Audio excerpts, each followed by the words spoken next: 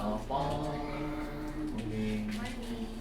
And give you peace, and give you peace. The Lord may walk. Shut yan. Dito na lang. Ano ba? Dito na gusto.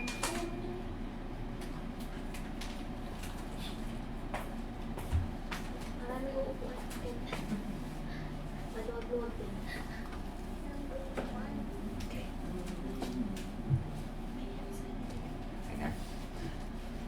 Okay, magandang umaga sa lahat. We thank the Lord na tayo po ay magkakasama ngayong umaga, no? At atin pong masamba ang ating Panginoon. So as we begin, let us start with a prayer. Humingi tayo ng tulong sa Panginoon. Let us pray. Aming Diyos na mahabagin at makapangyarihan, salamat Panginoon na niloob nyo na kami po ay magkasama ngayong umaga, na sa gitna Panginoon ng pagiging busy at sa dami Panginoon ng mga gawain ay binigyan niyo po kami ng isang araw Panginoon na may pagpahinga ang aming mga sarili at makalapit sa inyo Panginoon at mabigyan ng spiritual na nourishment ang aming mga espiritu at kaluluwa Panginoon na siyang nanggagaling sa inyong salita. We thank you Lord because sa gitna Panginoon ng kaguluhan sa aming bansa at sa buong mundo, ang inyong salita ang patuloy na nagbibigay sa amin ng kapayapaan na ang Diyos na siyang namumuno at mamahala sa buong daigdig ay Diyos na makapangyarihan at Diyos na hindi pinanghihinaan ng lakas at Diyos na hindi nagugulat o nasisindak sa lahat ng mga ginagawa ng kadiliman. Salamat Panginoon dahil kayo ay sa inyong karunungan ay binibigyan niyo po kami Panginoon ng katotohanan na maaari naming panghawakan at masandalan Panginoon sa gitna ng mga pagdududa at sa gitna Panginoon ng kaguluhan. Nagpapasalamat kami Panginoon dahil ang inyong awa at habag ay bago sa bawat araw. At salamat Panginoon dahil ang kaligtasan na aming natanggap ay hindi nawawala at hindi kayang sirain ng kalaban. Salamat Panginoon dahil ang aming pagtitipong ito ay patotoo sa inyong katapatan sa aming mga buhay, sa inyong pagbibigay ng aming pangangailangan, sa pagliligtas sa amin Panginoon sa mga kapahamakan, at sa pagpapatibay sa amin Panginoon sa gitna ng mga pagsubok at hamon ng buhay. Ngayong umaga, Panginoon, nais po namin kayong sambahin, ang aming Diyos, ang Ama, at ang Anak, at ang Banal na Espiritu. Pagpalain niyo, Panginoon, ang aming mga gagawin ngayong umaga, at i-extend niyo, Panginoon, ang pagpapatawad sa amin, at ang aming pagpapatawad sa isa't isa. Nawa manaig, Panginoon, ang pag-ibig na makalangit, at ang pakikiisa ng Banal na Espiritu sa amin ngayong umaga. Ito pong aming panalangin at pasasalamat sa pangalan ni Jesus. Amen. Okay, tawagin ko po si Brother Ray para sa ating opening exhortation.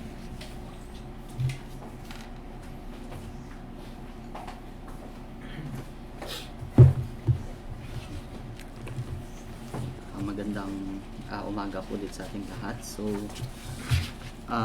I just want to share po sa book of Psalm, chapter 126, verses 1 to verse 3.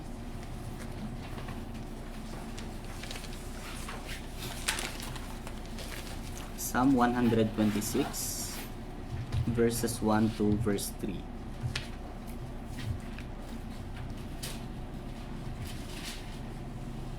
Okay, let's read po. When the Lord turned again the captivity of Zion, we were like them that dream. Then was our mouth filled with laughter, and our tongue with singing. Then said they among the heathen, The Lord hath done great things for them. The Lord hath done great things for us, whereof we are glad. So, I just want to share with you po short exhortation sa binasa nating passage, and for us to para ma-appreciate po natin itong Psalm 126. I would like to share kung ano ba yung nangyari dito, bakit ito naisulat ng writer. So itong Psalm 126 po is a Song of Degrees. A Song of Degrees. Ito yung mga collection ng mga awit na kinakanta po ng mga Israelites kapag sila ay naglalakbay papunta sa Jerusalem to worship the Lord during their annual feast. So kapag sila po ay naglalakbay, etong mga awit na ito ay nagre-remind sa kanila ng katapatan ng Panginoon throughout their history. And this song is a look back to one of the greatest restoration na ginawa ng Panginoon sa kanila. So, years earlier po, yung Jerusalem ay nasira or nasakop ng Babylon dahil sa patuloy na pagsuway ng mga Israelites sa Panginoon. And yung templo nila, it was burned. Yung city nila it was left in ruins, at marami po sa mga Israelites yung nahuli at naging slaves ng Babylon for about 70 years. Ito po ay na-foretold ni Prophet Jeremiah. Mababasa niyo po yan sa Jeremiah 29 verse 10. So, sa mata po ng ng mga Israelites during this time, there was really no hope. Wala na pong pag-asa para sa kanila because they have lost their homeland, they have lost their freedom, and they had lost the place where they worship God. And probably marami din po sa kanila yung nag-iisip na hindi na po sila makakabalik sa Jerusalem, hindi na po sila makakauwi.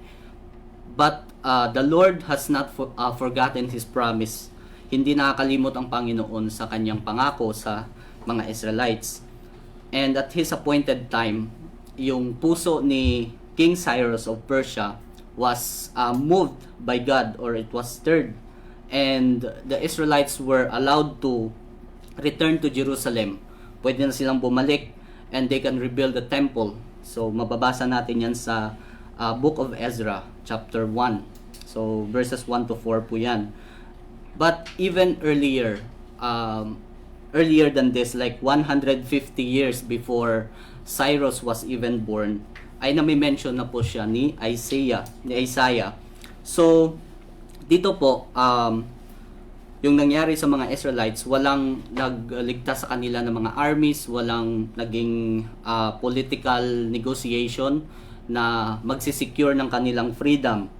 Walang naging strategy itong mga Israelites na makatakas or para makatakas. Lahat po ng ito ay kagagawan ng Panginoon.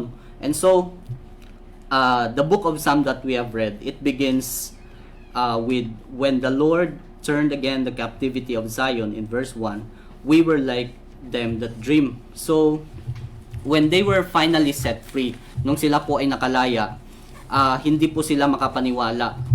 Sabi nila, we were like them that dream. Di ba pag nananaginip ka, parang hindi totoo. And they were so amazed kung gaano po nakakamangha yung ginawa ng Panginoon para sa kanila, sa pagligtas sa kanila sa Babylon, or sa pagpalaya sa kanila sa Babylon. And yung kanilang pakiramdam po at yung pagkamangha nila is a response. It came from their hopeless state, yung walang pag-asa, na parang ang naiisip na lang nila ay wala nang pag-asa na makaligtas sila doon, at milagro na lang yung kanilang pag-asa, or kung makakatakas man sila, isang malaking milagro na lang. So, ganito tayo kapag nagre-response tayo sa isang bagay o isang pangyayari sa buhay natin na napaka-imposible, o minsan hindi natin kayang paniwalaan, parang too good to be true or too wonderful to happen, yung parang masyado siyang nakakamangha para mangyari. masyadong imposible. Parang iniisip natin na parang nananaginip lamang tayo dahil iniisip natin na baka ito po ay mga nangyayari lamang sa panaginip. Hindi siya parang imposible siyang mangyari sa totoong buhay. But take note, yung naging response ng mga Israelites after they have processed everything or nag-sink it na sa kanila yung ginawa ng Panginoon. In verse 2, sabi dyan, their mouth was filled with laughter. So, ito yung expression ng kanilang joyfulness, ng kanilang ng kagalakan ng kanilang puso. Their laughter, their joyfulness, it comes from the overflow of joy from their hearts na kaya nila itong pag-usapan or sambitin or ikwento na may kagalakan sa kanilang puso. And then sabi dyan, their tongue was filled with singing. So kaya nilang magbigay ng papuri sa Panginoon, which also comes from the overjoy of their heart. And in short, yung response po nila is with joy and praises. May kagalakan at may pagpupuri sa Panginoon. Dahil kapag tayo po ay naka-experience ng ganito, yung wonderful or yung nakamangha na gawa ng Panginoon sa buhay natin, hindi natin siya kayang itago lamang sa puso natin. Gusto natin i-express, gusto natin ikwento. Especially kapag yung pangyayari na yun ay yun yung time na parang nilatag na natin lahat sa Panginoon. Parang binigay na natin lahat sa Panginoon kasi walang-wala na talaga tayong pag-asa. And so, kapag nandun tayo sa estado ng buhay natin na hopeless na parang ang inisip na lang natin ay milagro na lang yung makakapagligtas sa atin or makakatulong sa atin to survive it, then we have to lay everything sa Panginoon. Kailangan nating isuko lahat sa Panginoon. Kailangan nating ibigay sa Panginoon ang lahat ng ating mga worries, mga fears. So we need to empty our hearts with worries and fears. Then it will be up to God to make those impossible possible. Kasi para tayong mga dapat mga baso na walang laman na wala ka nang kayang kumbaga ibuhos, kahit patak ng tubig wala kang kayang ibuhos. So that kapag ang Panginoon kasi ang pumuno ng ating puso, hindi niya lang basta-basta pinupuno ng sapat lang sa atin. Pinupuno niya po ng sobra-sobra nang sa gayon ay mag-overflow tayo ng pagpupuri at ng kagalakan sa Kanya at may share po natin sa iba. So isipin niyo po or imagine yourself in the middle of the desert. Nasa gitna ka ng disyerto, wala kang mainom, sobrang uhaw ka na. Kahit po yung pag-iyak mo, wala kang mailabas na luha. And then all of the sudden, may nakita kang clean river of water. 'Di ba?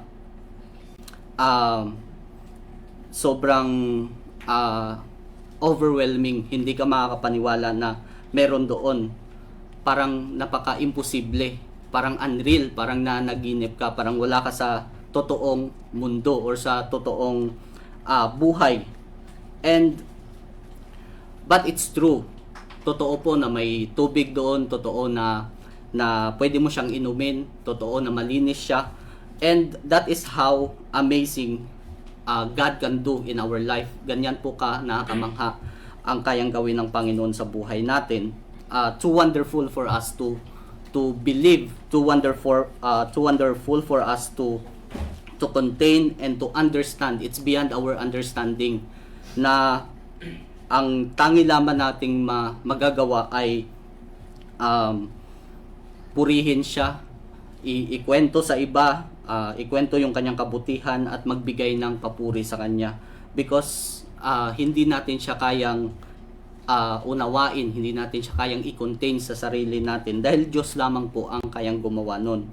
And when that happens, it is not only na tayo ang makakapag-testify at makakapag-declare po ng greatness ng Panginoon. Pansinin nyo po na yung naging response dito The Lord hath done great things for them. Hindi po yan nanggaling sa mga Israelites, hindi po yan nanggaling sa kanila na mismong nakaranas ng kabutihan at kadakilaan ng Panginoon. Nanggaling po yan sa mga heathen, mga unbelievers, mga the least people na i-expect mo na magtitiwala sa Panginoon. So, yung mga hidden mismo, yung unang nagsabi na the Lord hath done great things for them, sila mismo yung unang kita ng kadakilaan ng Panginoon. So, it tells us na yung kapag ang Panginoon ay nagpakita ng kanyang kadakilaan, we can assure na even people around us, yung mga tao sa paligid natin, even those na hindi nagtitiwala sa Panginoon, even those na hindi natin ini-expect na magtiwala, they could see and they could declare the greatness of God through us. They could also declare that it is God who done all those wonderful things. So that hindi na natin kailangang ipilit yung sarili natin na paniwalain sila. Hindi natin kailangang ipilit sa mundo na dakila ang Diyos na sinasamba natin. We don't have to force the world to believe in the greatness of God in our life kasi nakikita po yan. We just need to return the glory to God and live the wonderful works. Kung yung mga dakilang gawa, hayaan na po natin sa Panginoon kasi ang Panginoon po kaya niyang gamitin kung sino ang gusto niyang gamitin. Kaya niyang i-reveal ang kanyang kadakilaan kung kailan niya gusto, kung paano niya gusto, at kung saan niya gusto.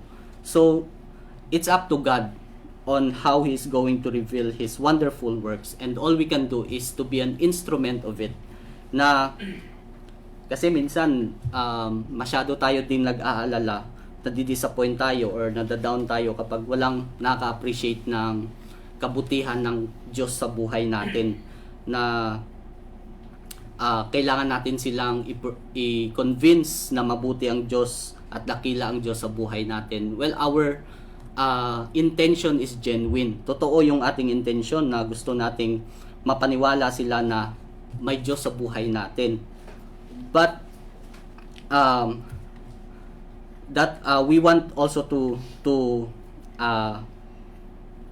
convince them that it was God who does that wonderful things in our life, that they should also believe that it is God, and they should also believe that there is God who does done all great things sa buhay ng mga tao. But today po we are reminded na only God can do the impossible and wonderful things sa buhay natin. Na we return the glory and the praises to Him, and He is the only one who can reveal His greatness. Siya lamang po may kakayahan na ipakita ang kanyang kadakilaan. And so, sabi nga po sa Matthew 5:16, "Let your light so shine before men, that they may see your good works and glorify your Father which is in heaven." Lagi po nating naririnig itong verse na ito. So, ang buhay natin ay hindi siya dapat nagdodraw ng attention para sa sarili natin. Yung buhay natin dapat ay simply an instrument of God para ma-display niya yung kanyang kabutihan at yung kanyang biyaya sa buhay natin, at may pakita ito sa lahat. And if people around us ay nakikita nila and they can declare the greatness of God in our lives, tulad ng mga heathen, if they can declare the greatness of God in the life of the Israelites, we of all people na naka-experience po ng kadakilaan ng Panginoon ay dapat kaya ding i-declare yung greatness ng Panginoon. So tingnan niyo po yung sagot ng mga Israelites sa verse 3. "The Lord hath done great things for us, whereof we are glad." So yung greatness ng Panginoon sa mga Israelites is the reason for their gladness. Bakit sila nagagalak? Dahil dakila ang Panginoon at pinakita ng Panginoon ito sa kanila. And when we experience the greatness of God within us, kung paano paano niya tinransform yung pagiging hopeless and empty ng puso natin or ng buhay natin into a heart filled with praises and glory and joy. We are very glad because we acknowledge that His presence is in us and that He really never leave us. Pero kung makikita po natin yung mga tao sa paligid natin na yung mga tao na hindi nating inaasahan na pinupuri ang Diyos, ay nagagalak po tayo. It's another thing. Yung nagagalak tayo dahil mabuti ang Diyos sa atin, pero nakikita din natin yung mga tao sa paligid natin na nagagalak dahil sa kabutihan ng Diyos sa atin. Napakalaking biyaya po niyan. Yung ginagamit ka ng Panginoon para maging instrument at makapagbigay po ng testimony at ng encouragement sa mga tao sa paligid natin.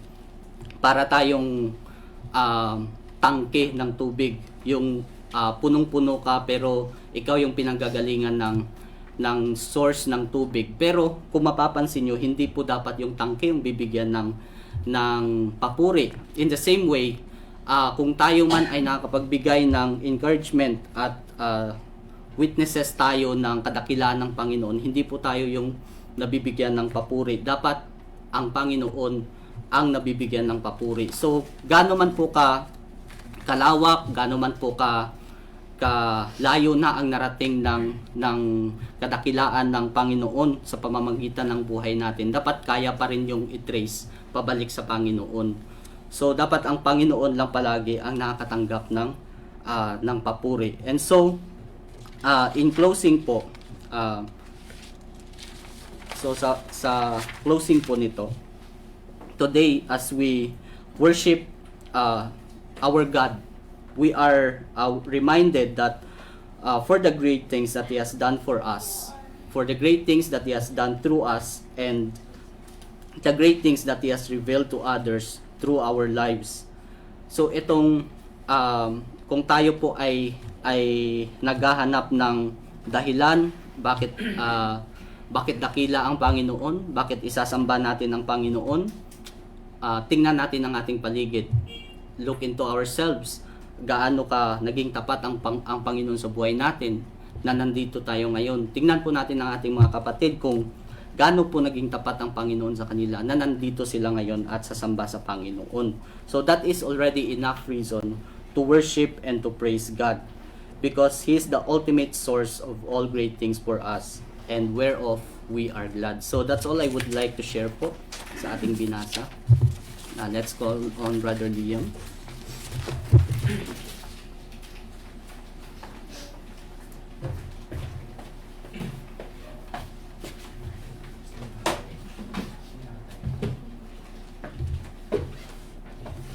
Good morning sa lahat.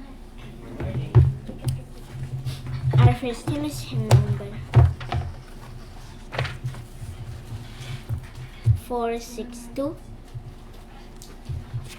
I know who holds tomorrow.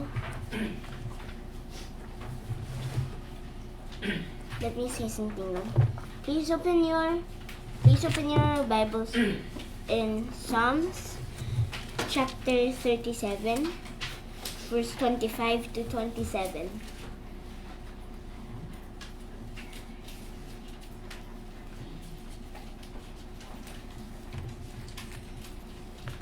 I have been young and now I'm old. Yet have I not seen the righteousness forsaken, nor this seed begging bread. He is ever merciful and lendeth, and his seed is blessed. Depart from evil and do good, and dwell forevermore. It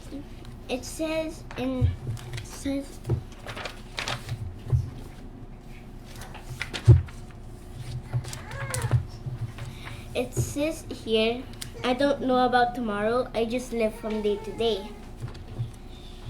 The person who wrote this must have been thinking like, I just leave what will happen to God every day. he doesn't care what will happen. He will just leave it to God. Why I chose these verses? It said, I have been young and now I'm old, and I have not seen the righteous forsaken.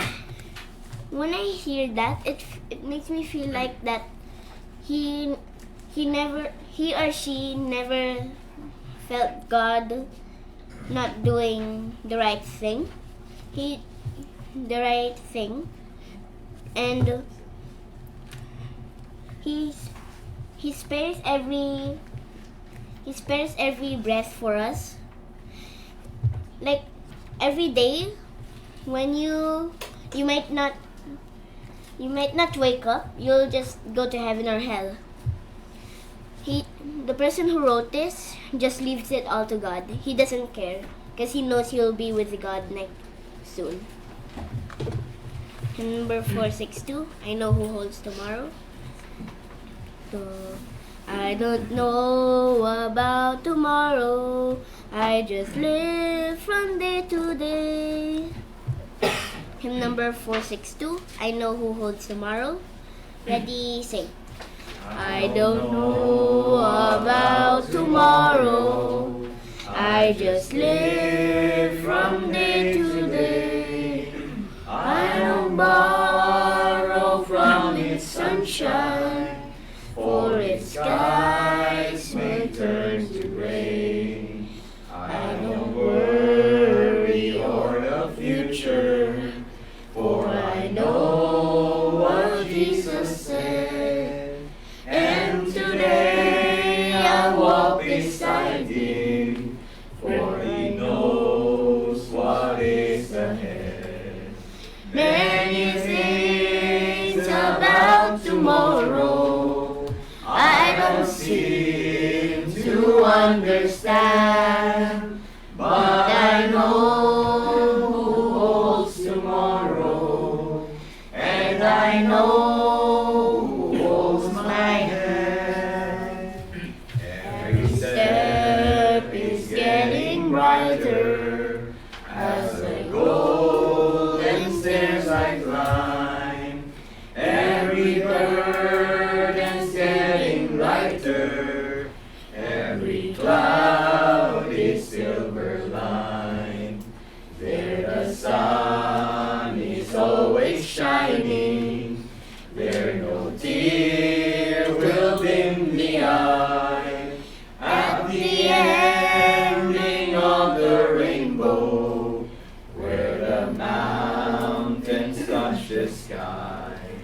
Many things about tomorrow I don't seem to understand, but I know who holds tomorrow, and I know who holds my hand. I don't know about tomorrow. It may bring me poverty, but the one who feeds the sparrow is the one who stands by me. And the path that be my portion may be through the flame or flood, but His presence goes before me, and I'm covered with His blood. Many things about tomorrow I don't seem to understand, but I know who holds tomorrow, and I know who holds my hand. Our next hymn is hymn number 476, Jesus Hold My Hand.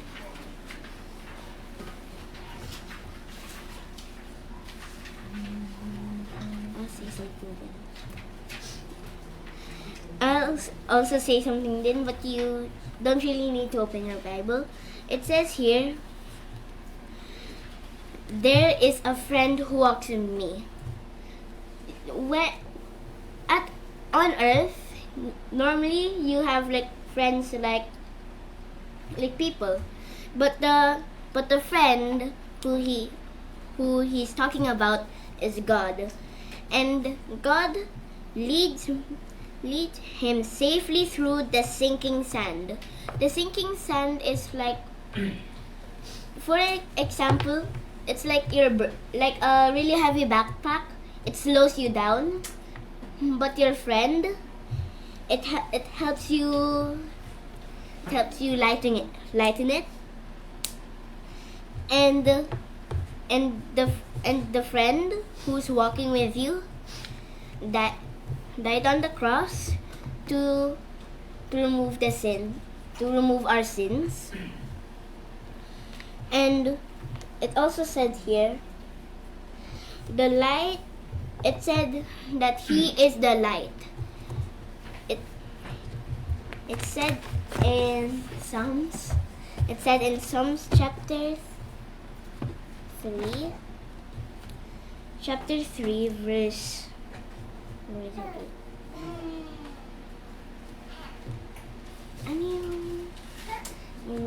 Lamp into my feet and light into my Psalms chapter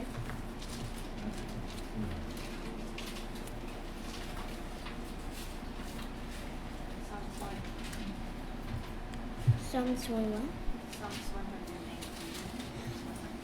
Psalms 119 verse 105.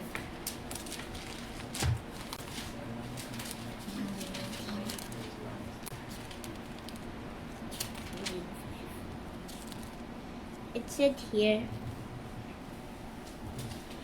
thy word is a lamp unto my feet and a light unto my path.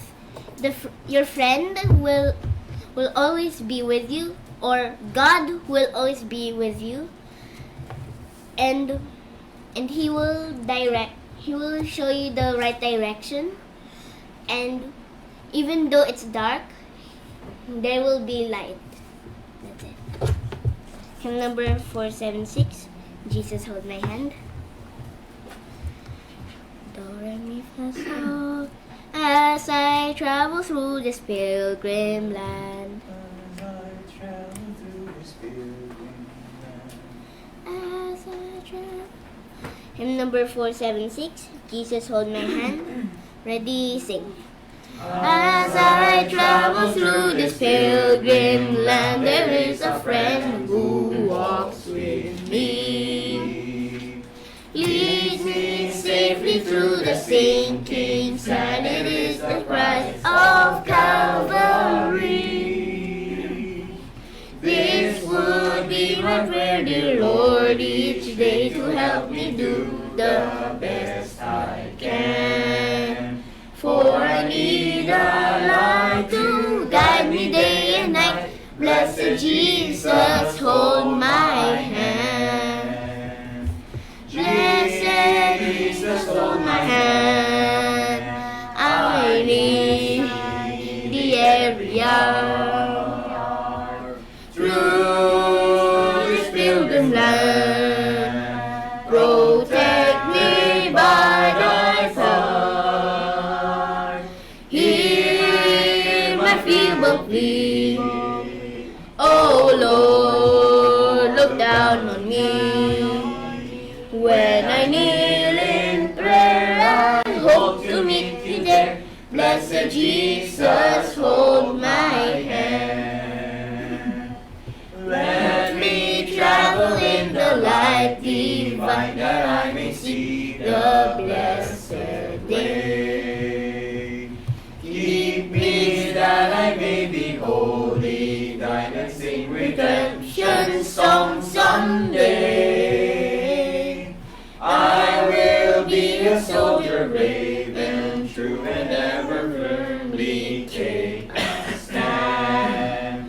As I onward go and daily meet the foe, blessed Jesus, hold my hand. Jesus, hold my hand. I need thee every hour. Through this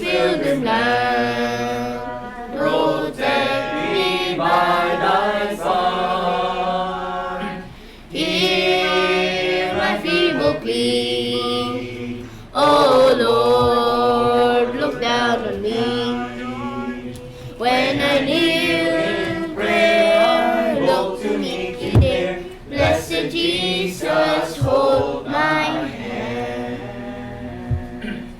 Let's call on Brother Ethan for more hymns.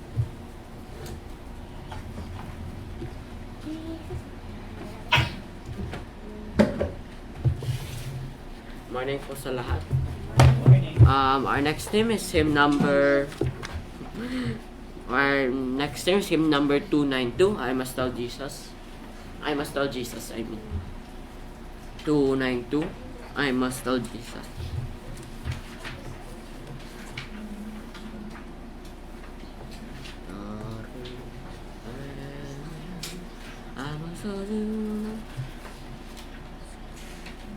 I must tell Jesus all of my trials. I must tell Jesus all of my trials. Hymn number 292, read now, sing. I must tell Jesus all of my trials.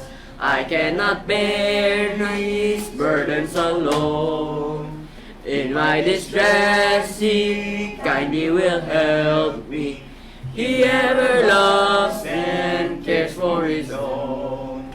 I must tell Jesus, I must tell Jesus, I cannot bear my burdens alone. I must tell Jesus, I must tell Jesus, Jesus can help me, Jesus alone. I must tell Jesus all of my troubles. He is a kind, compassionate friend. If I but ask Him, He will deliver. Make all my troubles quickly an end.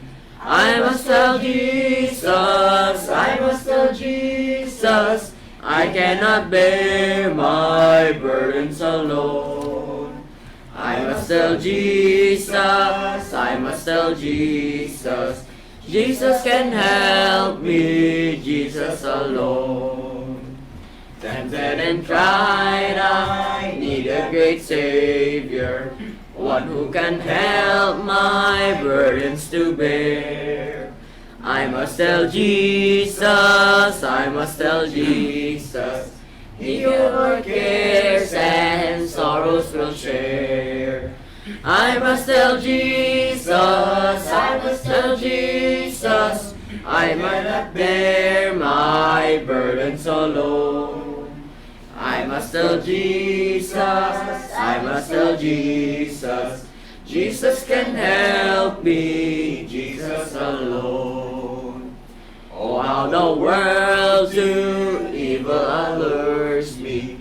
Oh, how my heart is tempted to sin. I must tell Jesus, and He will help me.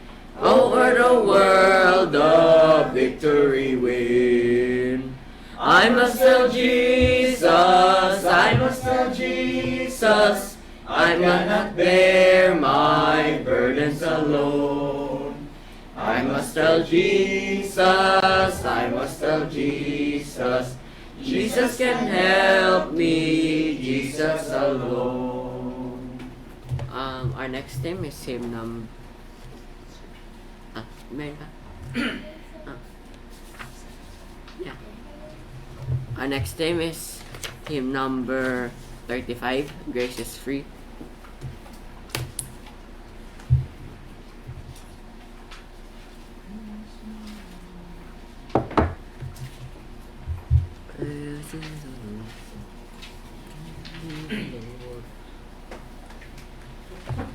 Praise ye the Lord, oh praise Him every nation.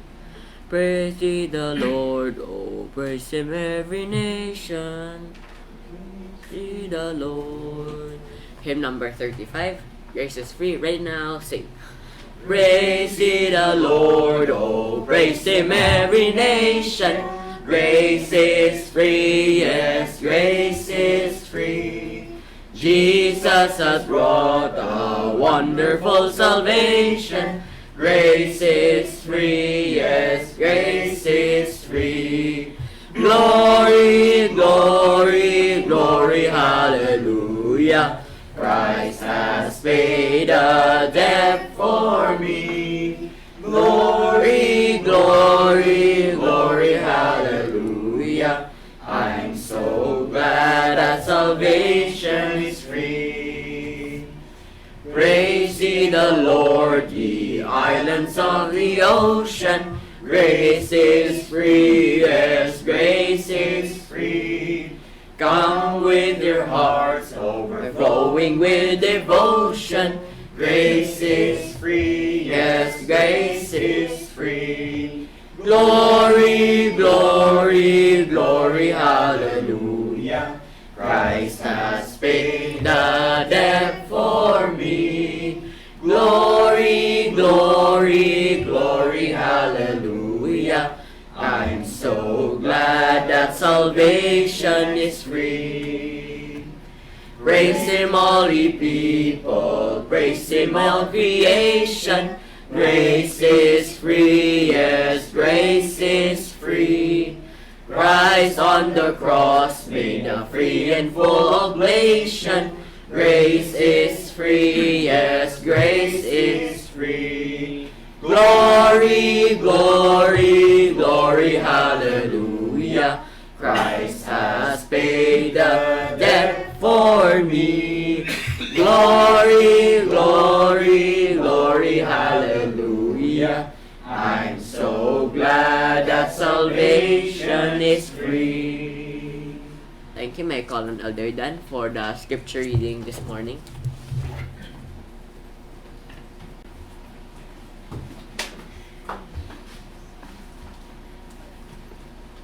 Okay, para po sa ating scripture reading, let us open our Bibles to the book of, or the Gospel of John.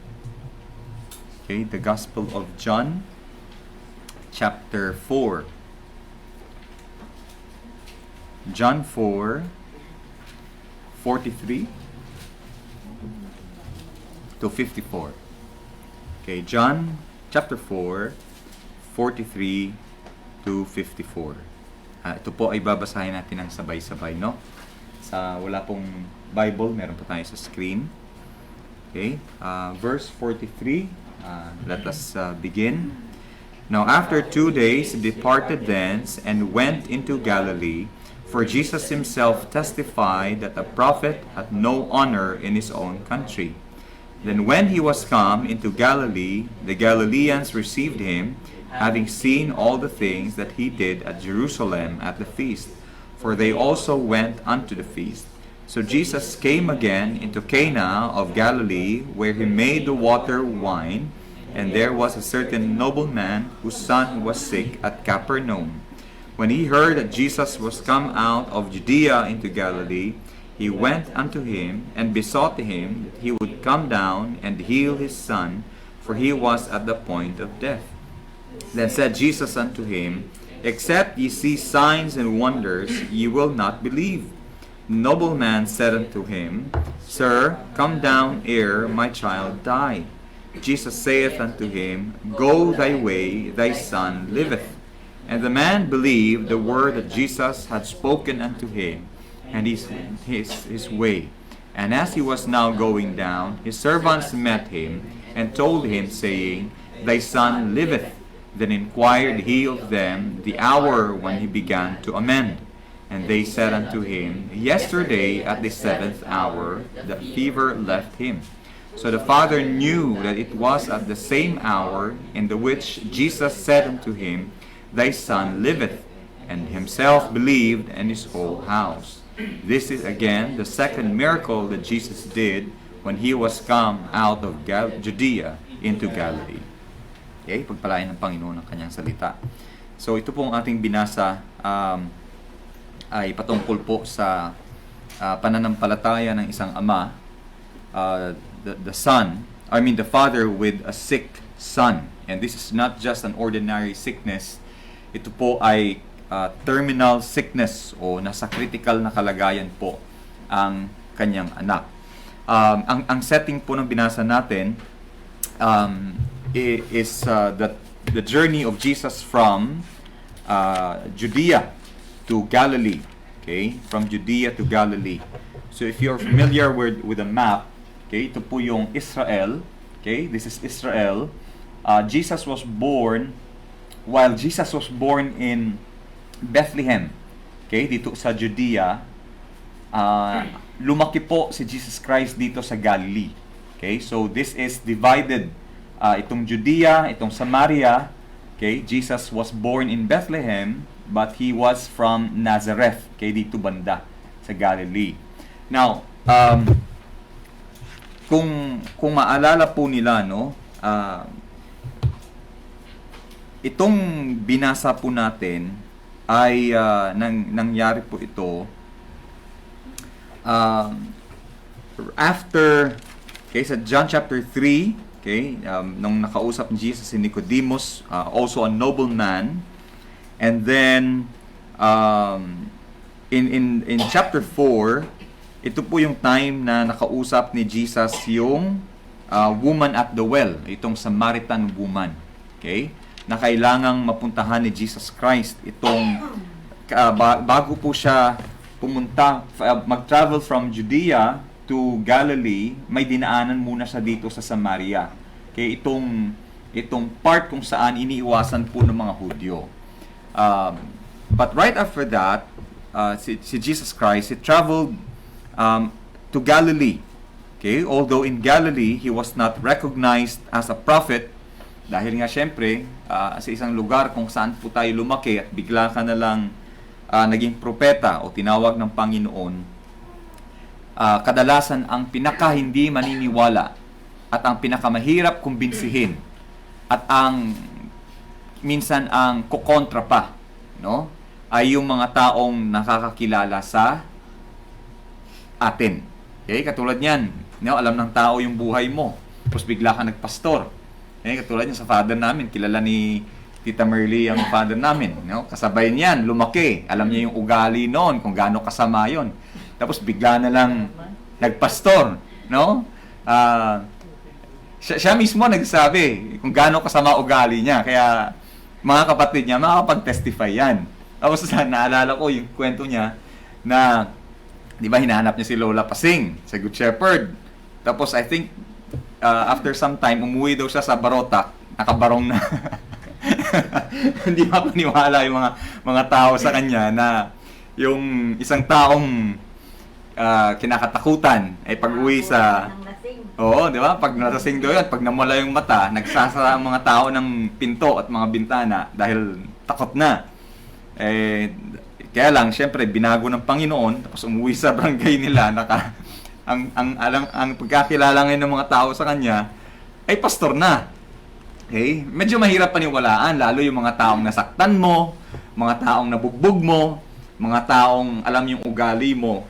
But here, even in the case of Jesus Christ, pagbalik niya sa kanyang, because he was baptized in Jordan River, tapos pag-uwi niya sa hometown, hirap maniwala ang mga tao na siya nga yung anak ng Diyos, na merong nag-testify na boses galing sa langit at dumapo pa sa kanya yung presensya ng banal na Espiritu.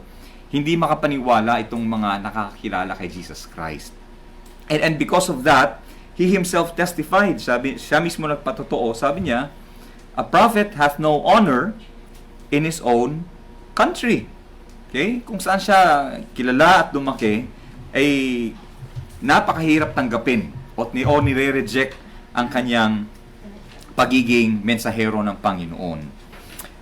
And yet, okay, ang pinaka-focus, I believe yung pinaka-focus po dito sa binasa po natin ay kung paano pong sinubok ng Panginoon yung pananampalataya ng isang ama. Because, kung mapapansin ninyo, in verse 47, verse 46, this nobleman approached Jesus Christ. Okay? Dahil nga yung kanyang anak po ay nasa bingit na ng kamatayan. And yet you will notice that in Matthew chapter 12 verse 38, merong common knowledge about dito sa mga ganitong klaseng tao. Itong mga makapangyarihan, mga mayayaman, In Matthew 12:38, in the very words of the Lord Jesus Christ, okay, basahin ko lang po sa kanila, because you will see the change in a person's belief kapag siya po ay nasa alanganin. Okay?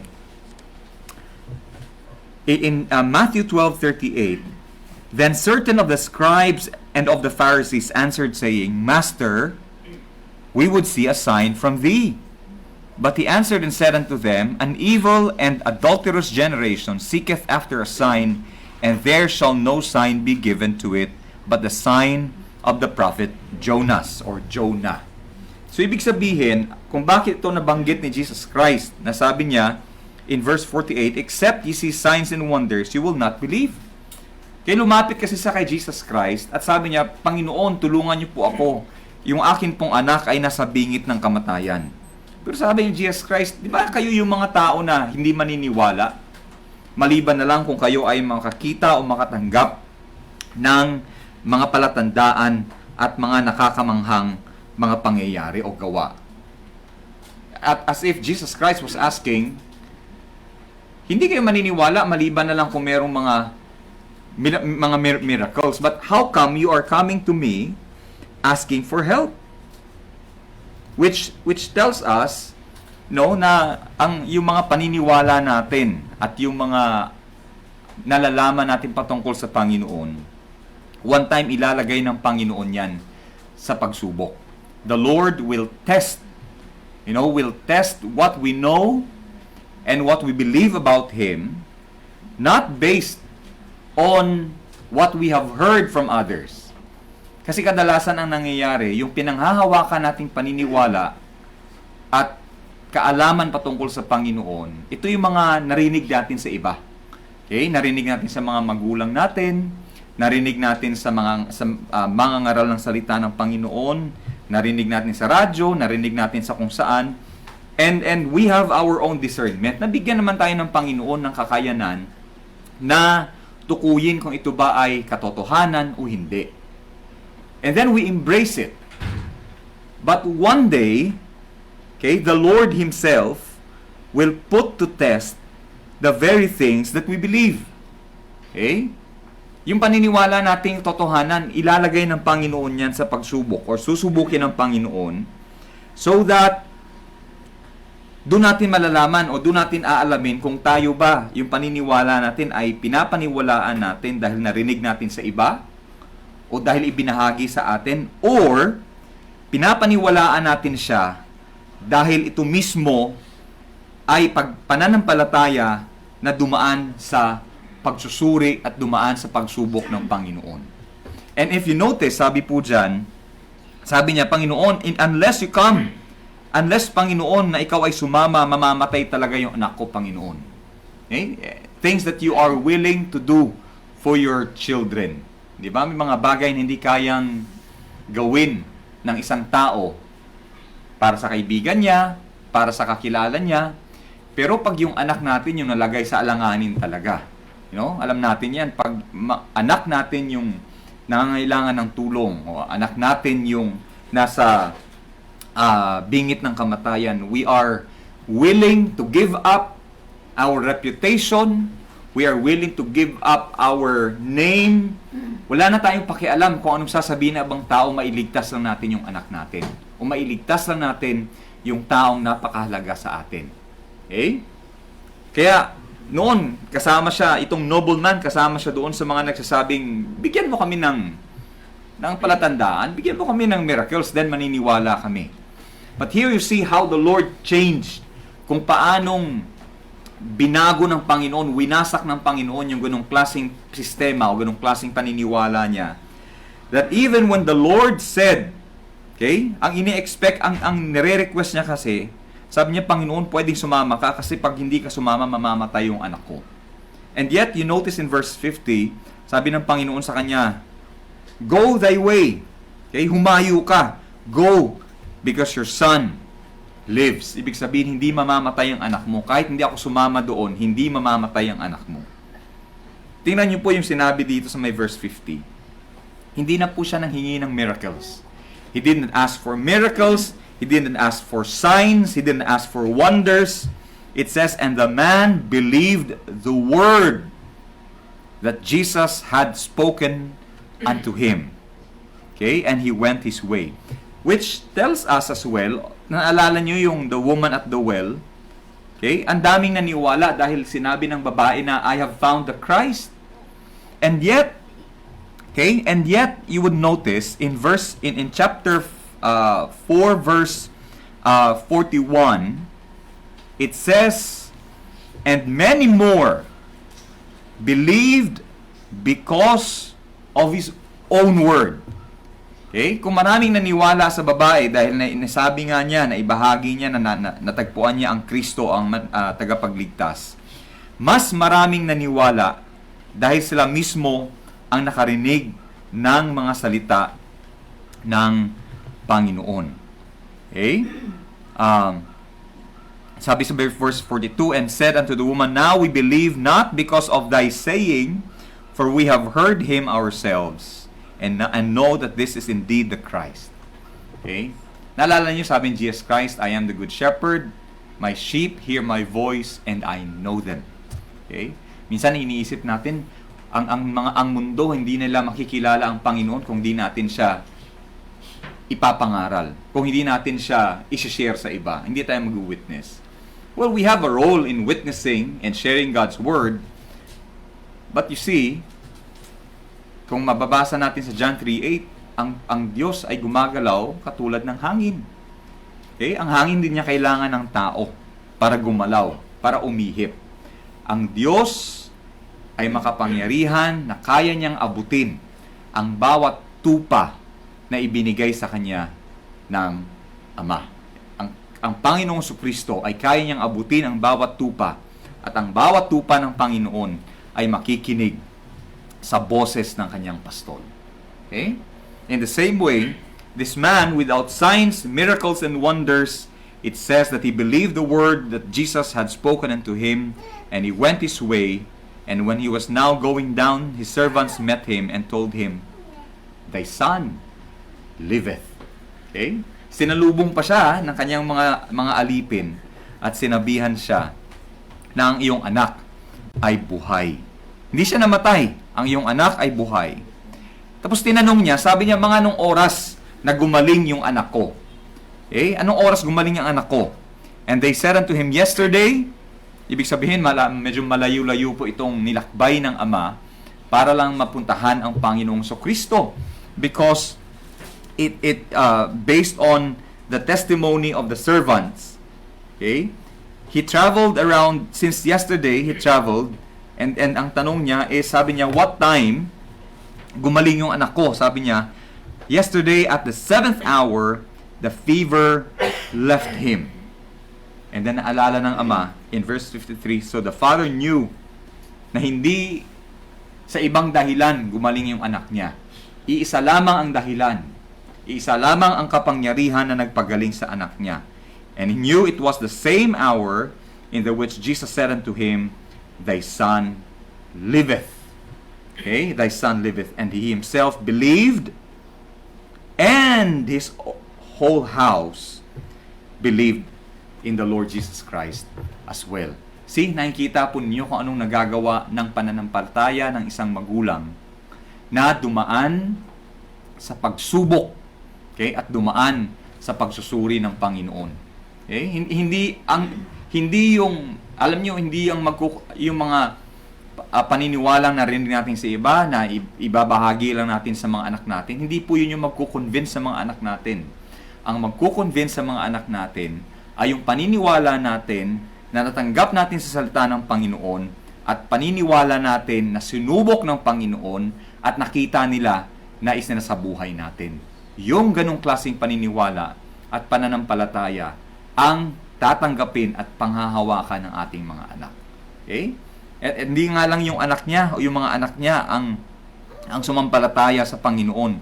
In fact, it is the whole house that believed in the Lord Jesus Christ. Okay? Ganda, no?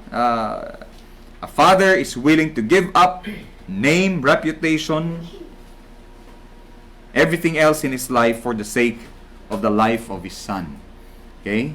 And the Lord Jesus Christ blessed him to believe in him, to believe his word, and the Lord blessed him to see his son alive.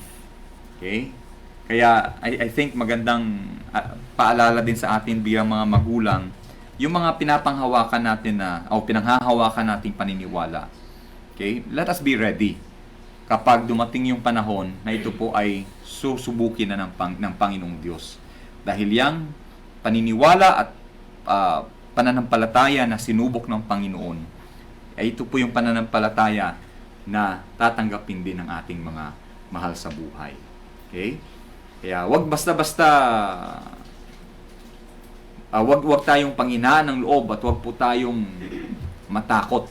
Minsan natatakot ako pag sabi ko, pag ito yung paniniwala ko at biglang sinubok ng Panginoon. Okay? Kakayanin ko kaya? And made me realize as I read this, sabi ko, sa biyaya ng Panginoon ay kakayanin naman natin. Okay? Ang Panginoon naman ang siyang magbibigay sa atin ng katatagan at kalakasan para kayanin natin yung kanyang mga pagsubok sa ating buhay. Okay? So this time, let's sing one more song and then we will preach the Word of God for the third time.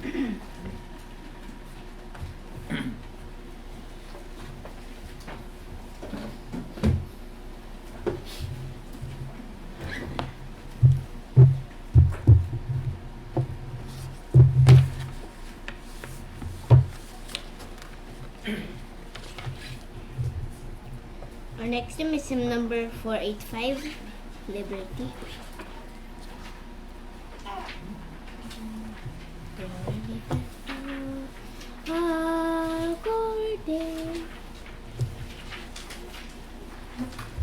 Hymn number 485, Liberty. Ready, sing. According as He chose before the world began, a people for His own, and keeps them in His hand. Therefore I live my life in liberty and service to the Lord. I live in service to the Lord. I live my life in liberty. The blood of Jesus Christ, sufficient for our case, doth freely justify and saves us by His grace. Therefore I live my life in liberty and service to the Lord. I live in liberty. I live my life in liberty. Predestined by His will to live with Him above, His pleasure and His will displayed in sovereign love. Therefore I live my life in liberty and service to the Lord. I live in service to the Lord. I live my life in liberty. Let's call an Elder Dan for our sermon this morning.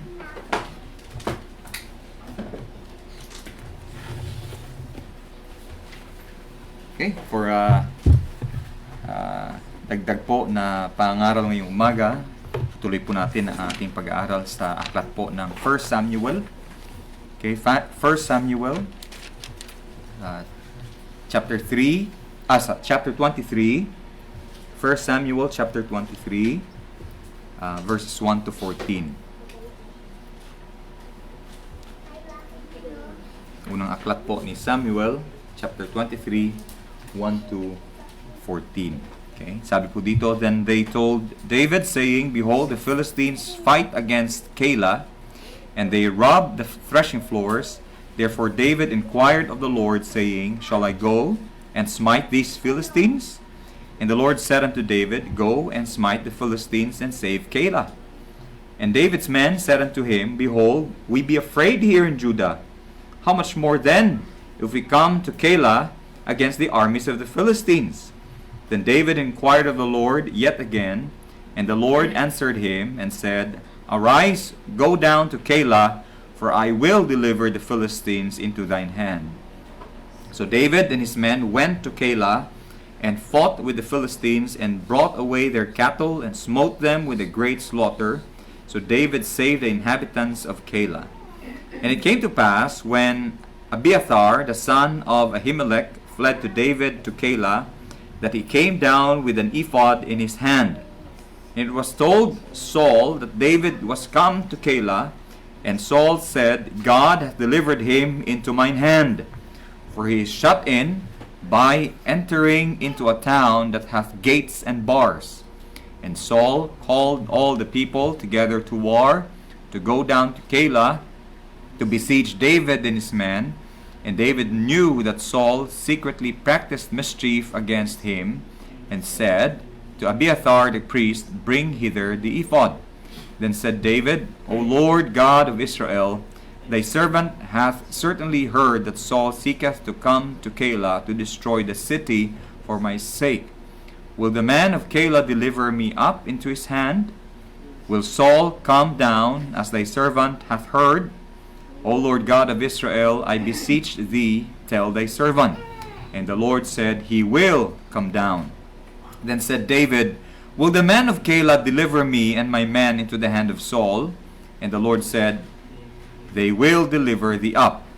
Then David and his men, which were about 600, arose and departed out of Keilah, and went whithersoever they could. And it was told Saul that David was escaped from Keilah, and he forbare to go forth. And David abode in the wilderness in strongholds, and remained in a mountain in the wilderness of Ziph. And Saul sought him every day, but God delivered him not into his hand. Okay, pagpalain ng Panginoon ang kanyang salita. Manalangin po tayo. Panginoong Diyos, kayo po ang nagbibigay ng karunungan na hindi kayang ibigay ng tao, Panginoon. Alam namin na kami ay mayroong banal na espiritu, at ang aking mga kapatid kay Kristo ay mayroong banal na espiritu. Kaya tulungan niyo po kami, Panginoon, na maunawaan po ang inyong salita upang lahat kami ay makinabang dito, lumago sa pananampalataya, mapakain ng espiritual na pagkain, Panginoon, at maisabuhay namin ang inyong salita. Ito po ang aming panalangin sa pangalan ng aming Panginoon at tagapagligtas na si Jesucristo. Amen. Ang ating pong mensahe ngayong umaga ay may pamagat po na growing in grace, o yung paglago sa biyaya ng Panginoon. Itong binasa po natin, the story is about David being chased by or hunted by King Saul, simply because na-realize na po ni King Saul na si David po ang kanyang magiging replacement, which is against his will, and he is not ready to give up the throne. Okay? Nung una, naalala po natin, nung una si Saul ay tumakas pa at nagtago dahil ayaw po niya maging hari.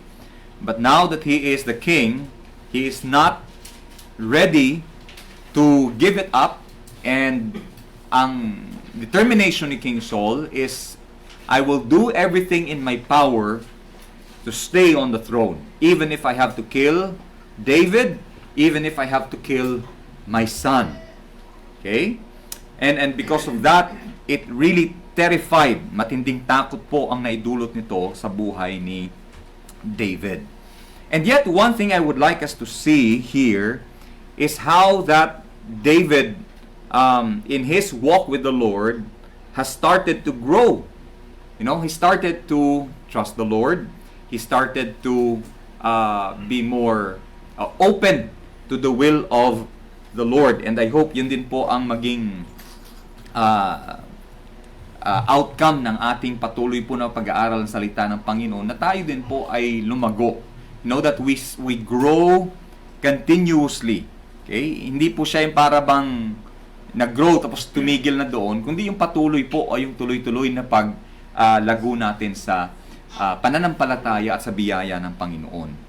Now, recently si Kuya Ethan, napansin niya, nagkakaroon daw siya ng Adam's apple, tapos mas sumasakit daw. Alalang-alala din naman si mami niya kasi bakit daw sumasakit. Okay? Ang alam ko kasi, naalala ko, pag nag-start na kasi talagang medyo mag-manifest yan, o lumaki, merong discomfort yan. You know? Hindi naman yan permanent, pero merong medyo, syempre, may growth kasi, kaya medyo sumasakit yan. And it often, of course, these are indicators o signs na ang isang bata ay tumatawid na sa next na phase ng kanyang buhay, which is puberty. Okay? And maybe you have to also, I think we also have to, sa atin pong lumagpas na sa puberty stage ng buhay natin, siguro tanongin din natin mga sarili natin, no? Ako ba ay nag-grow pa? You know, am I still growing? Kasi syempre kadalasan, ang hinahanap nating palatandaan na tayo ay nag-grow ay kadalasan physical. You know, pag nagkakaroon ka na ng Adam's apple, nag-iiba yung boses mo, tumatangkad ka, medyo lumalapad ka, ano pa ba? Hanggang siya, syempre, lumagpas ka na doon hanggang sa, instead na kumapal yung buhok mo, nalalagasan ka na ng buhok. Okay? Yung skin mo na noon ay tight, ngayon ay medyo nagiging loose. Okay? Ang daming mga bagay na makikita mo na sa buhay pala natin, hindi pala talaga permanent yung ano man yung mga physical na mga attributes natin. And because they are not permanent, okay, sometimes the change is good, sometimes the changes are things na hindi natin ini-expect. But if there's something na dapat ay mangyari sa buhay natin, and I think in the changes and the growth that we experience, kung mapapansin natin, it's not the physical growth that really matters. Okay? Hindi talaga yung physical na growth yung mahalaga sa buhay natin. While I appreciate that my children are growing taller, they are becoming stronger, at ganyan din po nangyari sa mga anak natin. I think the more important things na dapat mas ma-appreciate natin bilang mga magulang ay yung mga bagay na hindi nakikita. Katulad ng kanilang wisdom. Instead na i-focus natin na dapat tumangkad si ganito, dapat magumanda yung kutis niya, o dapat ano man. I think the focus is more on the things that are intangible. Yung mga bagay na hindi nakikita, yung wisdom, yung pag-uugali, yung pananampalataya nila, yung respeto sa ibang tao, yung pag-ibig sa kapwa nila, and all that, yung pakikitungo. These are the more important things or growth na dapat mas pinapahalagahan natin, which is also applicable in our Christian life. Because physically, we might have already stopped growing. Physically, baka sabihin natin, Pastor, nasa ganito na akong stage ng buhay ko, parang nag-stop na akong mag-grow. How about the spiritual aspect of our lives? Okay? Have we considered nasa anong kondisyon o kalagayan na kaya yung ating spiritual na growth ngayon? Okay? Kasi alam nyo, ang physical growth, may hangganan yan. Okay? Once you have reached your peak, kahit sinong atleta, after that, darating yung panghihina, darating yung pagiging mabagal, darating yung panginginig ng katawan, mga sakit and all that, meron siyang hangganan. Okay? And right after that, it will go down. Okay? Sabi nga, you're going down the hill. Okay? But the spiritual growth it is something na mapapansin natin, kahit tumanda na yung tao, yung spiritual growth niya ay lumalago pa rin. Okay? Ibig sabihin, nag-i-increase pa rin siya. In contrast to the physical weaknesses. Okay? And that's something I would like us to see. Because, kung napapansin ninyo, nung unang mga oras na, yun nga, pinagtangkaan ni Saul ang buhay ni David, ang nanaig agad sa buhay ni David ay takot. Okay? At yung takot niya, dahil nga ang takot kadalasan ay it leads to making seriously stupid decisions. Okay? It leads us to, yung fear, it can lead us to very unwise decisions. Mapapansin natin na si David he resorted to what? To lying kay Ahimelech, which led to the massacre of 85 priests at ang kanilang mga pamilya and all that. But later on, mapapansin ninyo that David manifested or demonstrated some maturity in this passage. Kung mapapansin nyo, you notice that when David was in Hareth, okay? Doon kasi nagstay muna si David at ang kanyang mga kasamahan. They stayed in Hareth, and then somebody reported sa kay David na itong Keilah, itong isang lugar na Keilah, ay nilusob po ng mga Philistines. Now, whose responsibility is it na i-defend ang isang province o isang town ng isang bansa? Whose responsibility is it? It should have been the responsibility of Saul. Okay? It was the responsibility of Saul. But kung napapansin nyo, itong mga inhabitants ng Keilah, they went to David and asked for help. Where is Saul? Ano bang pinagkakaabalahan ni Saul? Ang pagtugis kay King David. And he already neglected one of his greatest responsibilities, which is to defend his territory, because he is busy hunting David. And now, the inhabitants of Keilah went to David and said, the Philistines, behold, the Philistines fight against Keilah, and they rob the threshing floors.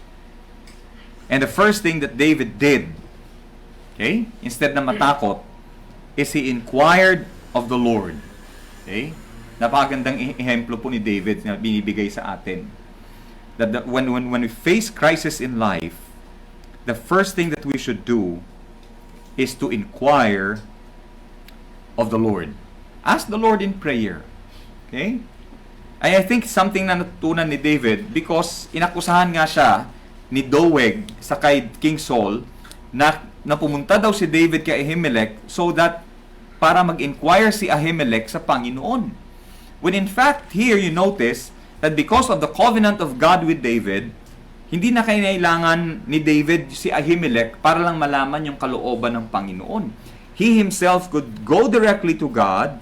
You can go directly to God. I can go directly to God. Our children, no matter of the age, kahit bata pa po yan, they can go directly to God and inquire God of His will. No?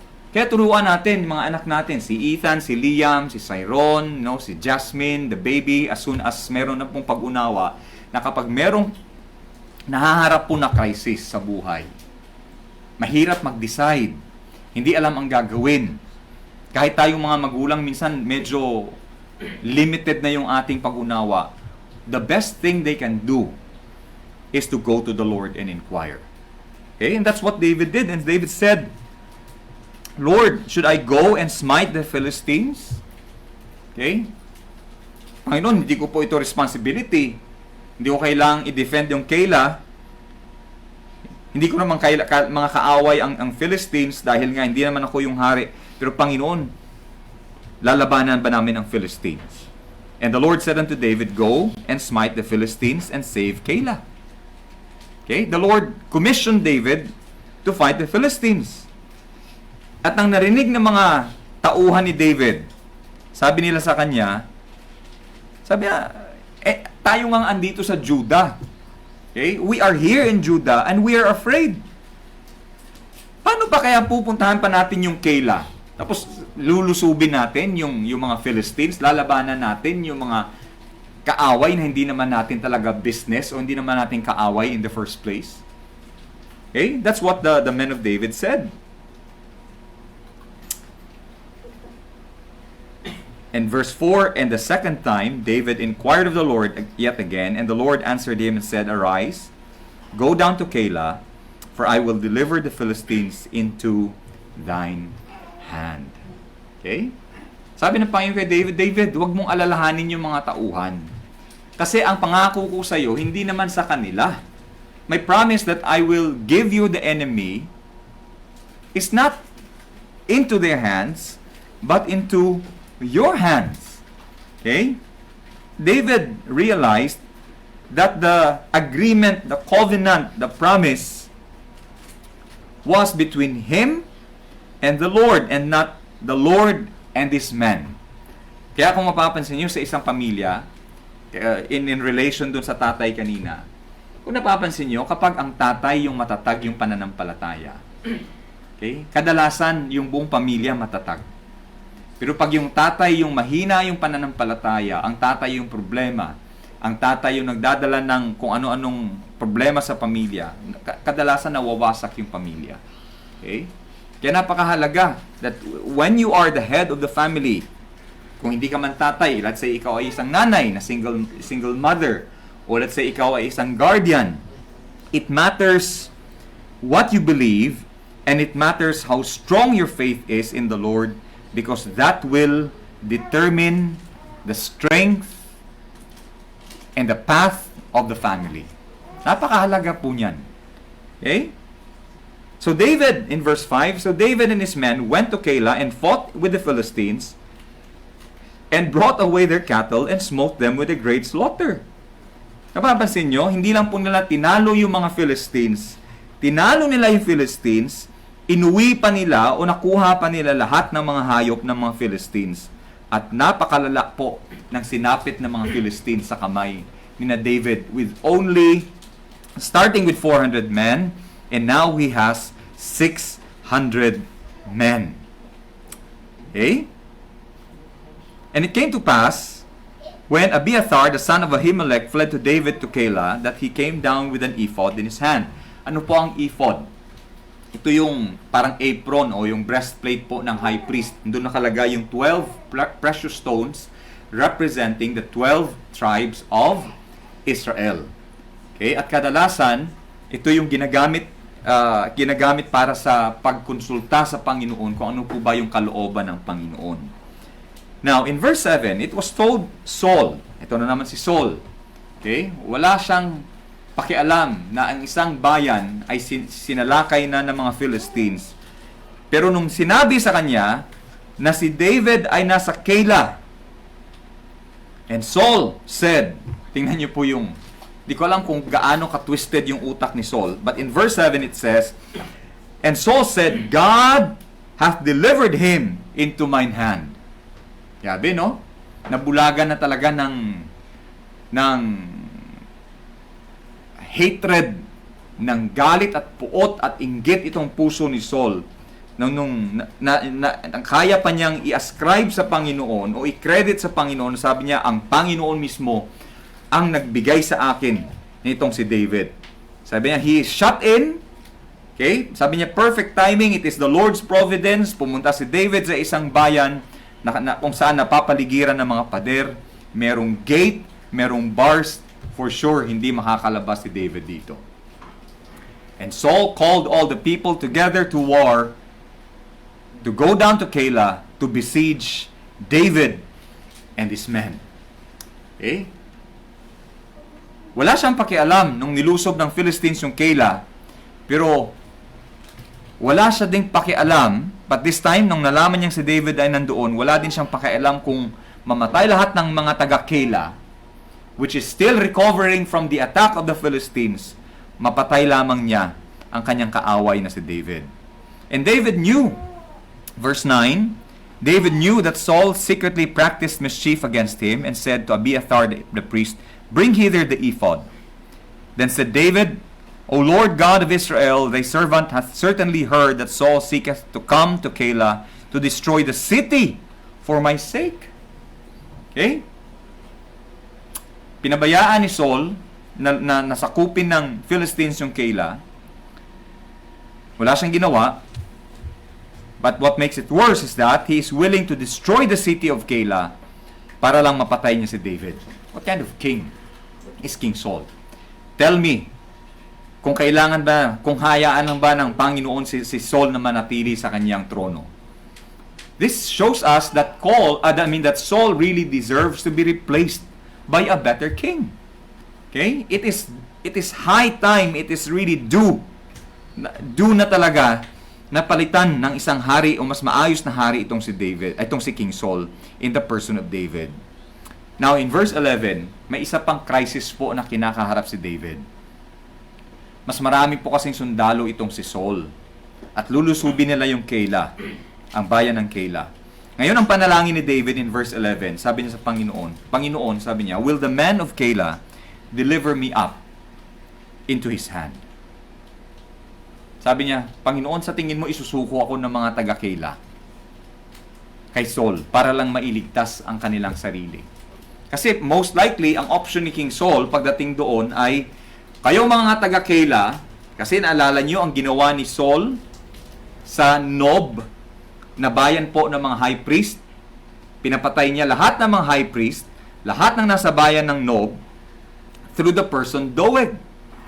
And most likely, nakarating din po sa Keilah na lahat ng kukup-kup kay David ay ipapapatay ni King Saul. Alam nila yon.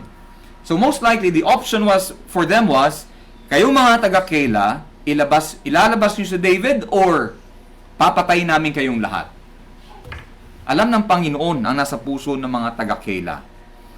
And so nung sinabi ni David, will the men of Keilah deliver me up into his hand? Will Saul come down as the servant hath heard? And the Lord God of Israel, I beseech thee, tell thy servant. And the Lord said, he will come down. Okay? He will come down. Pupunta si Saul. Then said David, will the men of Keilah deliver me up and my men into the hand of Saul? Panginoon, sabihin niyo po kung isusuko po ako ng mga taga-Keilah. And the Lord said, in verse 12, they will deliver thee up. Which is understandable. Okay? Understandable. Sa tingin nyo, at dito lang po sa bayan ng San Pedro, may nag-iisang tao dito at may mga tauhan siya. Tapos lulusubin ka ng buong Pilipinas. Dala yung Marines, dala yung Army, dala yung mga special forces ng Pilipinas. Tapos sabihin nila, pag hindi nyo nilabas si Brother Rod, uubusin namin kayong lahat. Pag di nyo nilabas si Brother Rod at lahat ng mga Primitive Baptist dyan, uubusin namin kayong lahat. Sa tingin nyo, anong gagawin ng taga San Pedro? Poprotektahan tayo? No, I don't think so. They will give you up. They will give us up. They will surrender us to the hands of our enemies. Reasonable. Okay? That's the level of commitment na kaya mong matatanggap mo sa mga taong wala naman ganong paniniwala at pananampalataya sa Panginoon. That is normal. But you see, in verse 13, then David and his men, which were about 600, arose and departed out of Keilah. Wisdom din. Okay, sumunod alam ni David ang sinabi ng Panginoon, sabi niya, isusuko kayo. So tumakas din na David. So they arose and departed out of Keilah and went whithersoever they should go, or they could go. And it was told Saul that David was escaped from Keilah, and he forbore to go forth. Okay, sabi ng tao kay Saul, Saul, nakatakas si David, wala na siya sa Keilah. Sabi ni Saul, sige, stand down. Okay, wag muna nating habulin. And David abode in the wilderness, in strongholds, and remained in a mountain in the wilderness of Ziph. And Saul sought him every day. Grabe yung haring to, no? Wala na siyang ibang ginawa. Araw-araw ang ginawa na lang niya ay hanapin at tugisin si David. But take note of this. But God delivered him not into his hand. Okay? That is the single line that determines the safety of David and the failure of Saul. Okay? Dahil sinabi ng Panginoon, hindi kita papabayaan, David, walang magagawa si Saul. I believe ganun din po ang covenant ng Panginoon sa ating mga tupa niya, no? Sa bawat anak ng Panginoon, lahat gagawin ng kalaban. Lahat talaga gagawin ng kalaban. Araw-araw. Okay? Sa maniwala kayo sa hindi, araw-araw may naka-assign pong demonyo o may naka-assign pong mga kampo ng kadiliman para pabagsakin ang tupa ng Panginoon. Pero meron din naman, sabi sa Book of Psalm, na meron namang mga anghel na ipinapadala ang Panginoon, and the angels surround us all day long to protect us from the power of the enemy. Okay? Hindi lang natin nakikita yung digmaan at pag-iingat ng Panginoon sa atin sa pamamagitan ng mga anghel. Araw-araw po tayo ay iniingatan ng Panginoon. And simply because the Lord said that He will glorify us, and simply because Jesus Christ said, no one can pluck you out of the hand of my Father, and simply because the great shepherd said, no one can pluck you out of my hand, kahit anong pagtatangka ng kalaban ay hindi po niya kayang kunin, nakawin, sikwatin ang tupa na nasa kamay po ng ating Panginoon. Okay? Matapos ng mundo, hindi po kayang pabagsakin at hindi po kayang kunin ng kalaban ang isang tupa na iniligtas ng Panginoong Kristo. Okay? And that's the assurance of David. Because the circumstances were, okay, he feared, the people feared the enemies, and the other circumstance was that the people of Keilah would betray him. Okay? Ganun ang kinakaharap ni David. Yung sumusunod sa kanya, takot na. Tapos yung mga tao na kapaligid sa kanya ay isusuko din sila. But you see, yung naging assurance ni David, the first of all, okay, the assurance of David was the faithfulness of God. Okay? Dito nakita na ni David, okay, nag-grow na po si David, lumago na po si David sa kanyang pananampalataya. Nag-mature na po si David sa kanyang paglakad sa buhay sa nakasama ang Panginoon. And he knew and he was convinced, not because others said it, but because he himself experienced it. Katulad ng tatay kanina, he believed in Jesus not because he heard it from others, but because he heard it from the very lips of the Lord Jesus Christ. Okay? At ganyang klaseng pananampalataya po at pagkakilala sa Panginoon ang hindi basta-basta nawawala. When you have personally experienced the power of God, okay, hindi po basta-basta nawawala yan sa atin. Kahit dumanas pa uli ng mga pagsubok, kahit dumanas pa uli ng mga kahirapan sa buhay, hindi po basta-basta nawawala yan because because our faith has been tested by the Lord, and we have also tested the faithfulness of God in our lives. Okay? And not only that, okay, ang pinanghawakan ni David po dito is the deliverance of God. How many times? Can you imagine? Can you imagine every day, ha? Okay, every day hinahanap ang efforts ni King Saul naka-streamline. Most likely lahat ng mga sundalong nakakalat po sa Israel ay tinipo na ni King Saul for the purpose of finding David. Naka-streamline lahat ng efforts. And yet, you see, when God Himself is the one who decides to keep us safe, okay, pag ang Panginoon mismo ang nag-decide at ang Panginoon mismo ang nagpakita ng kanyang kapangyarihan na hindi tayo mapapahamak, hindi mapapahamak ang isang anak ng Panginoon. Now, just 3 things na gusto kong ibahagi, no, regarding growing in grace. Because the prayer of Peter in 2 Peter, okay, sa kanyang sinulat po sa kanyang mga tupa o mga kapwa mananampalataya, in 2 Peter chapter 3 verse 18. Okay? 2 Peter 3:18. In his closing words, sabi po niya, but grow in grace and in the knowledge of our Lord and Savior Jesus Christ. To Him be glory both now and forever. Amen. Ano po ang objective ng pangangaral na ito? Pastor, ba't kailangan namin mag-Bible study? Ba't kailangan namin dumalo sa pagtitipon? Ba't kailangan namin magbasa ng Biblia? Ba't kailangan namin umawit ng mga makalangit na awitin? Ba't kailangan po namin manalangin, Pastor? Ba't kailangan po namin umupo kasama yung mga kapwa naming tinubos ng Panginoon? What is the purpose of the preaching of the Word? What is the purpose of the proclamation of the gospel of Christ? In verse 18, for us to grow in grace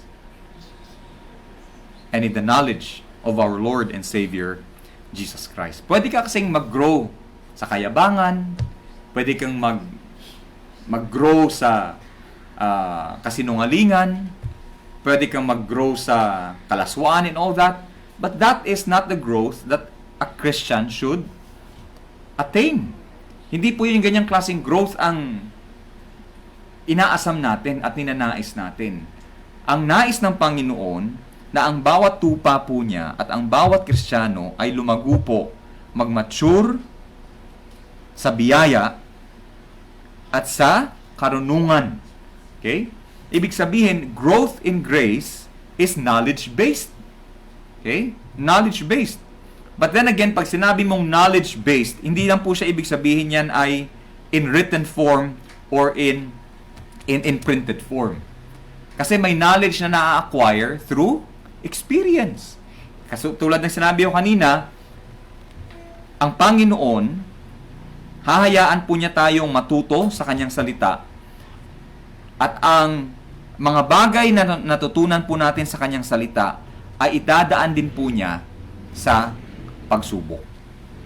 Para yung mga natutunan natin sa kanyang salita ay hindi lang po manatili dito, kundi bumababo sa puso natin at maging instrumento sa paglago po ng ating pananampalataya. Because knowledge itself will not make you grow. But tested knowledge that is subjected to experience, to trials, to hardships, to persecutions.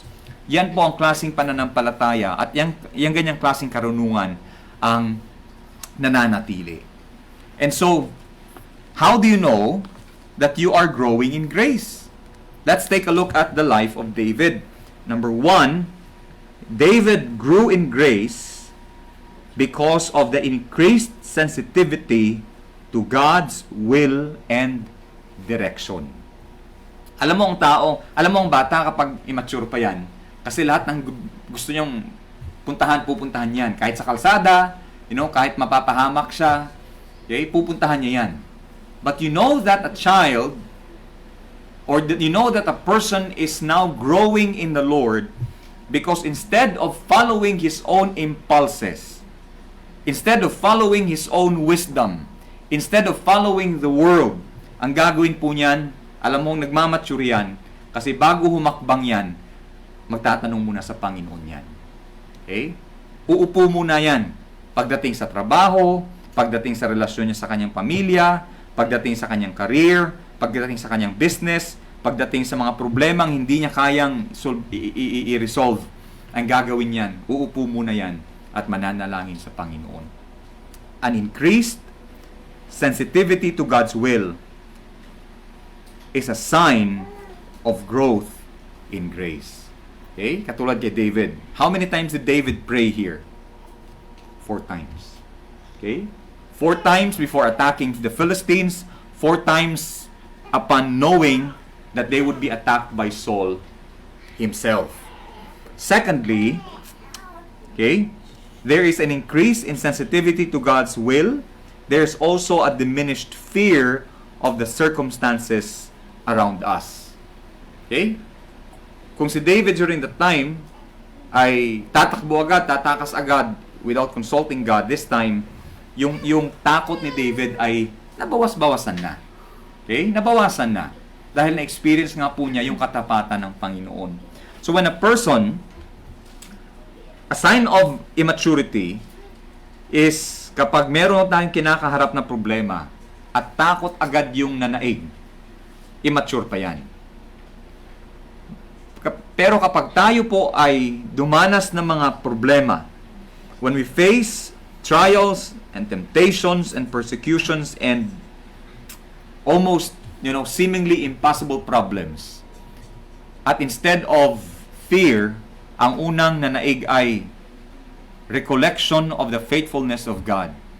Binabalikan mo agad yung kung paano ka iniligtas ng Panginoon, tinulungan ng Panginoon, kung paano kang pinatatag ng Panginoon. There is diminished fear, okay, of the circumstances. That is a sign of growth.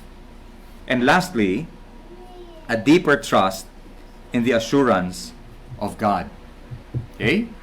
So there is increased sensitivity to the will of God. Mas inuuna natin agad hanapin at naisin yung kalooban ng Panginoon.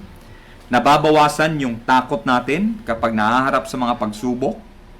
At pangatlo ay lalong lumalalim ang pagtitiwala natin sa Panginoon. That is a sign of growing in grace. Okay? I believe, katulad ng kay Apostle Paul, okay, in Acts chapter 23, and this is a verse I would like to use as the closing verse. Okay, Acts chapter 23. Nung si Apostle Paul ay nasa kalagitnaan po ng matinding paghihirap dahil sa ebanghelyo, at nung kinukuyog po si Apostle Paul, okay, at that night, tingnan niyo po sa may verse 11, and the night following, the Lord stood by him and said, "Be of good cheer, Paul." Ito po ay after na bugbugin, kuyugin si Apostle Paul. Okay? And the night following, the Lord stood by him and said, "Be of good cheer, Paul, for as thou hast testified of me in Jerusalem, so must thou bear witness also at Rome." Okay? Ano pong ipinapahiwatig ng Panginoon dito? Paul, sabi niya, ginamit kita sa Jerusalem. Gagamitin din kita sa Rome. And if that is the assurance of the Lord, between this moment until the time that He reaches Rome, kung babasahin po ninyo yung Acts chapter 23 hanggang sa dulo ng Acts, makikita ninyo ang daming dinanas ni Apostle Paul. Okay? Dumaan pa yan sa bagyo, di ba? Natuklaw pa ng ahas and all that. And yet the Lord, in His preserving grace, made sure na ang buhay ni Apostle Paul ay hindi mapapahamak hanggang sa makarating po siya sa Roma. In the same way, when God established His covenant with David that he would be the next king of Israel, okay? At nang sinabi lang ng Panginoon, "I will not deliver you into the hands of Saul." Yun yung pinanghawakan ni David. Until the Lord ultimately installed him on the throne as the next king and perhaps the greatest king of Israel. Okay? At sa ating mga buhay po, ganun din kung ganun po ang naging yung katapatan ng Panginoon sa buhay ni David, I believe ganun din po ang katapatan ng Panginoon sa buhay natin. So long as we remain in the will of the Lord. Okay? When we remain in the will of the Lord, there is protection and there will be provision. Okay? Ganun naman.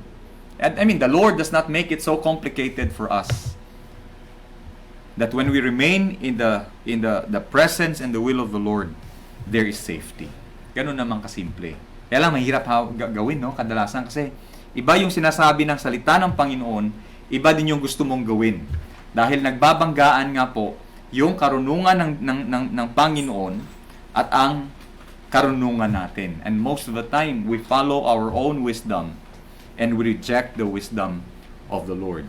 Where the Lord is, there is safety. Where the Lord is, there is peace.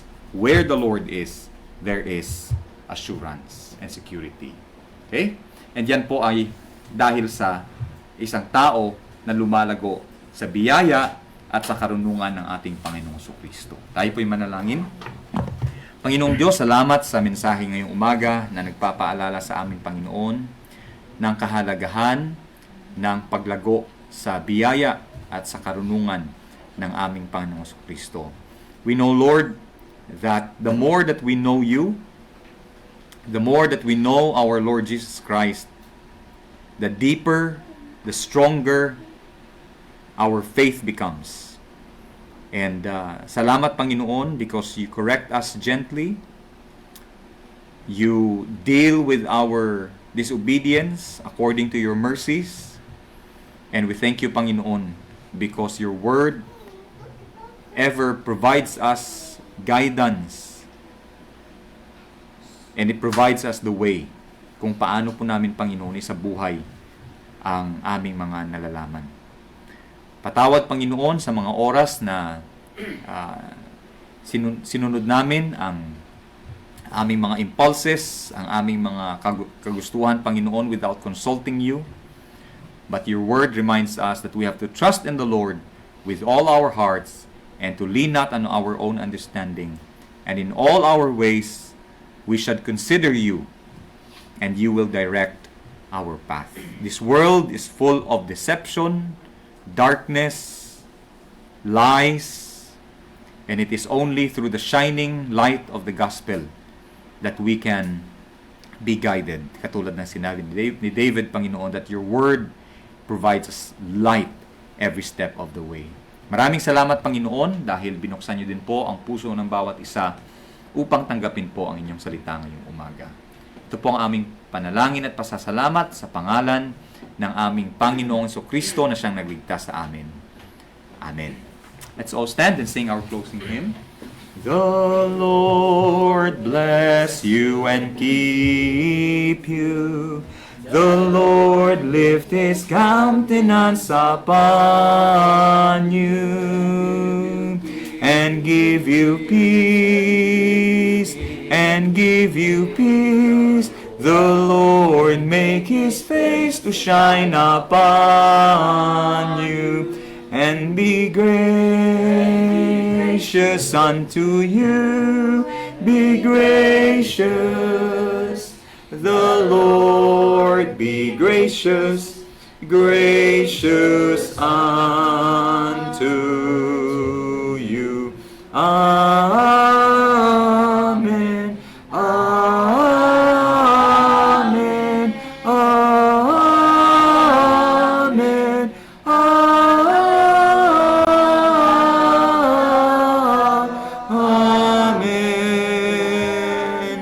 Amen.